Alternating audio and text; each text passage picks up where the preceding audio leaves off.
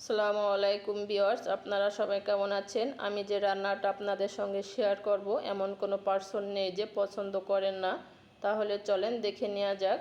আমি বাজার থেকে কিছু লাউ পাতা নিয়েছি। লাউ পাতাগুলো দেখে লোভ সামলাইতে পারলাম না, নিয়ে আসলাম। ভালো করে বেছে আঁশটা ফেলে হাত দিয়ে ছিঁড়ে ধুয়ে নিয়েছি। চুলায় একটা প্যান বসিয়ে দিয়েছি, প্যানটা গরম হয়ে গেছে। এখন পরিমাণ মতো একটু তেল দিয়ে দিচ্ছি 3-4টা পেঁয়াজ কুচি, আর দিচ্ছি আমি 8-10টা মরিচকে আমি 2 ফালি করে নিয়েছি। পেঁয়াজ ও মরিচটাকে আমি হালকা একটু ভেজে নেব, তাহলে কাঁচা গন্ধটা থাকবে না। নিয়েছি আমি চিংড়ি মাছগুলোকে ভালো করে বেছে ধুয়ে নিয়েছি। এখন আমি চিংড়ি মাছটাকে 2 মিনিটের মতো ভালো করে ভেজে নেব, তাহলে চিংড়ি মাছের ফ্লেভারটা ভালো আসবে।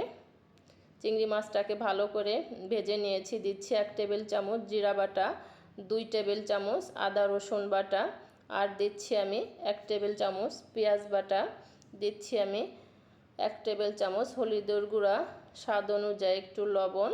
এখন আমি মশলাটাকে ভালো করে একটু ভেজে নিব তেলের সঙ্গে, তাহলে কাঁচা গন্ধটা থাকবে না, চলে যাবে।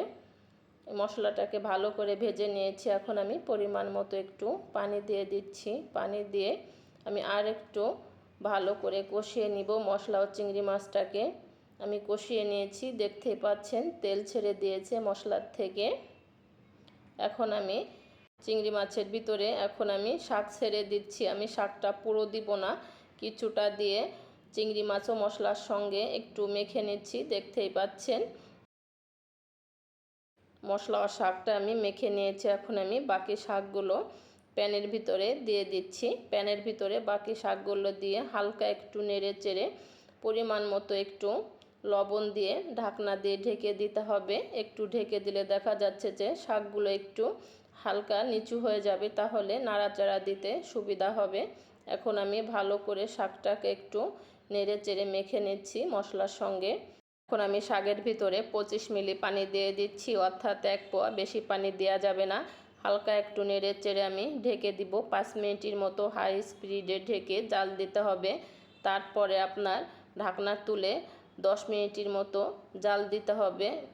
জালটা মিডিয়াম আঁচে রাখতে হবে, তা না হলে দেখা যাচ্ছে যে শাকের কালারটা চেঞ্জ হয়ে যাবে, খেতে ভালো লাগবে না। শাকের যে সবুজ যে ভাবটা, সে ভাবটাও থাকবে না। দেখতেই পাচ্ছেন আমার চিংড়ি মাছ ও লাউ শাক রান্না হয়ে গেছে। আমি হালকা একটু ভিজা ভিজা রেখেছি, তা না হলে খেতে ভালো লাগবে না।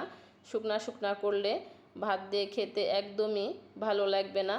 আপনাদের কাছে রেসিপিটা ভালো লাগলে কমেন্ট করে জানাবেন, শেয়ার করবেন, লাইক করবেন, আর চ্যানেলটিকে সাবস্ক্রাইব করবেন। ভালো থাকবেন, সুস্থ থাকবেন। আল্লাহ হাফেজ।